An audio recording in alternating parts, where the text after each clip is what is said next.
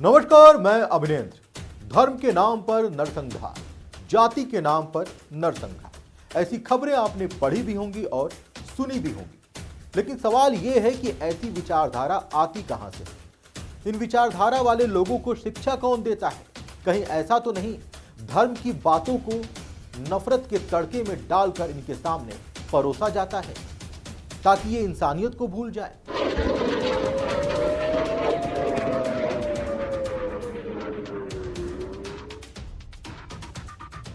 الله اكبر لجند ناصر طلعوا عرب هاجموا بالجرافات ايوه ايوه يا سعدينك ايوه روح ايوه الله اكبر روح ايوه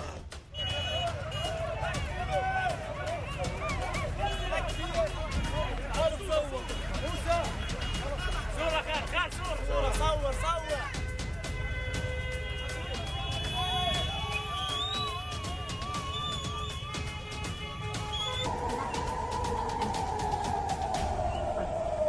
Ini paling lemah tak pulang. Ini paling lemah tak sembuh apa betul.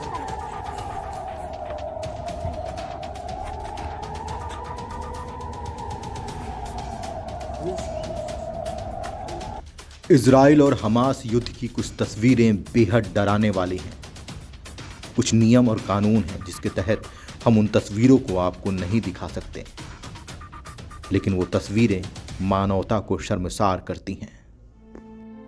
खैर, Israel के यहूदी इन दिनों चर्चा में हैं। फिलिस्तीन में उनके संघर्ष के बाद इन दिनों दुनिया भर के लोग इजराइल और यहूदियों के धर्म के बारे में जानना चाह रहे हैं। यहूदी धर्म खासा प्राचीन धर्म है। इस धर्म में केवल एक ईश्वर को माना जाता है। वैसे यहूदियों का एक खास रिश्ता मनु से भी है। दुनिया के प्राचीन धर्मों में से एक यहूदी धर्म कई मायनों में बाकी धर्मों से एकदम जुदा सा है। यहूदी एकेश्वरवाद में विश्वास करते हैं, यानी एक ईश्वर को मानते हैं और मूर्ति पूजा को इस धर्म में पाप समझा जाता है। आज से करीब 4000 साल पुराना यहूदी धर्म वर्तमान में इजराइल का राज धर्म है। यहूदी धर्म की शुरुआत पैगंबर अब्राहम से हुई। अब्राहम या इब्राहिम इनसे मानी जाती है, जो ईसा के 2000 वर्ष पूर्व हुए थे। पैगंबर अलैह अब्राहम के पहले बेटे का नाम हजरत इसहाक अलैह और दूसरे का नाम हजरत इस्माइल अलैह था।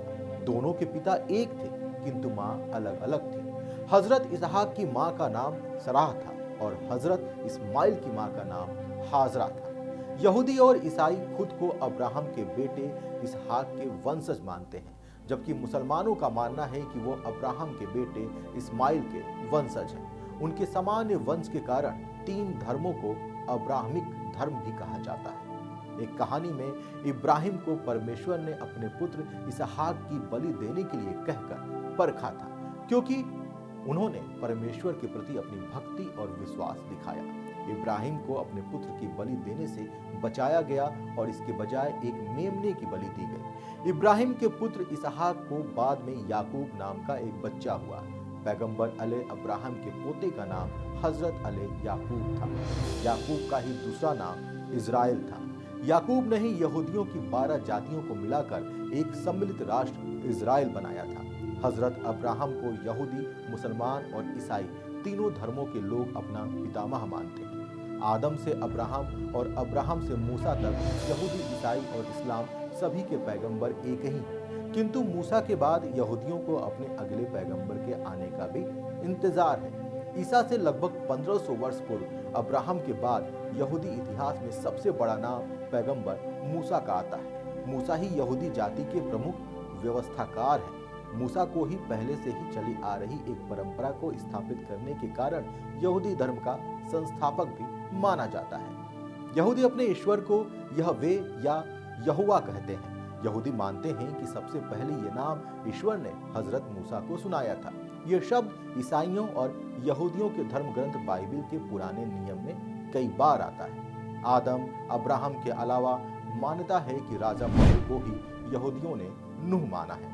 नूह ने ईश्वर के आदेश पर जल प्रलय के समय बड़ी सी किस्ती बनाई थी। उसमें सृष्टि के सभी प्राणियों को रखकर सृष्टि को बचाया गया था। राजा मनु की कहानी भी ऐसी ही है। सनातन धर्म के अनुसार मनु संसार के प्रथम योगी पुरुष थे। प्रथम मनु का नाम स्वयंभू मनु था, जिनके संग प्रथम स्त्री थी शतरूपा। ये स्वयंभू यानी स्वयं से उत्पन्न, बिना माता पिता के उत्पन्न होने के कारण ही स्वयंभू कहलाए। इन्हीं प्रथम पुरुष और प्रथम स्त्री की संतानों से संसार के समस्त जनों की उत्पत्ति हुई। मनु की संतान होने के कारण वे मानव या मनुष्य कहलाए। पुराणों में वर्णित है कि जब जल प्रलय आया था तब मनु ने सप्त ऋषियों को बचाया और सृष्टि आगे बढ़ी। कहा गया है कि उन्होंने एक नाव को अपने पास आते देखा, फिर उसमें जड़ी बूटियां और लताएं एकत्र की और सप्त ऋषियों, जिनमें कश्यप, अत्रि, वशिष्ठ, विश्वामित्र, गौतम, जमदग्नि और भारद्वाज 7 ऋषि थे, उनके साथ वो नाव पर चढ़ गए। ऋषियों ने राजा से प्रसन्न होकर कहा, हे राजा, कृपया भगवान विष्णु का ध्यान करें, वे हमें इस आसन्न खतरे से बचाएगा और हमारी भलाई की व्यवस्था करेगा। फिर जब राजा लगातार भगवान के परम व्यक्तित्व का ध्यान कर रहे थे तो बाढ़ के सागर में से एक बड़ी सुनहरी मछली दिखाई दी। मछली का एक सिंग था और उस मछली ने ही उन्हें हिमालय तक पहुंचाया। प्राचीन सुमेरिया में भीषण बाढ़ के संबंध में 7 ऋषियों का भी उल्लेख किया गया है। ये ऋषि, जिन्हें अब कल्लू कहा जाता है, वे ही हैं जो प्रलय के बाद जीवित बचे लोगों तक सभ्यता का ज्ञान पहुंचाते हैं। अब कल्लू ऋषियों को नक्काशीदार शिलालेख उन्हें उनकी धार्मिक पोशाक में दिखाते हैं। मछली के शरीर से मिलती जुलती पोशाक यह महज संयोग हो सकता है, लेकिन क्या सुमेरियन संस्कृति वैदिक बाण कथा के नायक राजा और ऋषियों को निर्देश देने वाले भगवान मत्स्य को श्रद्धांजलि दे रही है? ऐसी कहानी हर धर्मों में मिल जाती है। अब आप इजराइल और हमास के युद्ध को समझिए। क्या यह पूरी तरह से धार्मिक और अंधविश्वास की मानसिकताओं से प्रभावित है? इजराइल में लोग जब शनिवार को अपना अवकाश मना रहे थे तब फिलिस्तीन के आतंकी हमास ने हमला बोल दिया। इजराइल और हमास के बीच इस समय युद्ध छिड़ गया है, जिसमें 2000 से भी ज्यादा लोग मारे गए हैं। इस हमले में हमास ने शनिवार को इजराइल पर 5000 रॉकेट दागे। आतंकी समूह के लड़ाकों ने इजरायली नागरिकों और सैनिकों को भी बंधक बना लिया। हमास का कहना है कि यह ऑपरेशन अल अक्सा स्टॉर्म है, लेकिन आखिर फिलिस्तीन और इजराइल के बीच में विवाद क्या है? यरूशलेम इजराइल की विवादित राजधानी है। इस पर यहूदी धर्म, ईसाई धर्म और इस्लाम तीनों दावा करते हैं, क्योंकि यही यहूदियों का पवित्र सुलेमानी मंदिर हुआ करता था, जो अब एक दीवार मात्र है। यही शहर ईसा मसीह की कर्म भूमि भी रही। यहीं से हजरत मोहम्मद जन्नत भी गए थे, इसलिए यह विवाद का केंद्र भी है। लेकिन असल में यरूशलेम प्राचीन यहूदी राज्य का केंद्र और राजधानी रहा है। यहीं पर मूसा ने यहूदियों को धर्म की शिक्षा दी थी। दोनों ही देशों के लिए विवाद का प्रमुख कारण अल अक्सा मस्जिद का इलाका है।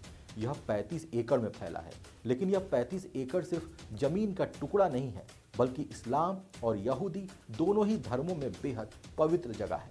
मुसलमान यहूदी दोनों ही इस पर अपना अपना दावा करते हैं। अल अक्सा मस्जिद इस्लाम में मक्का और मदीना के बाद तीसरी सबसे पवित्र जगह मानी जाती है।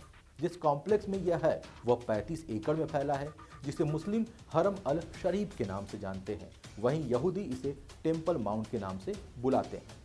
हम समझते हैं कि मुस्लिमों के लिए यह जगह इतनी महत्वपूर्ण क्यों है। हरम अल शरीफ में मुस्लिमों के लिए 2 पवित्र स्थान हैं, एक अल अक्सा मस्जिद और दूसरा डोम ऑफ रॉक।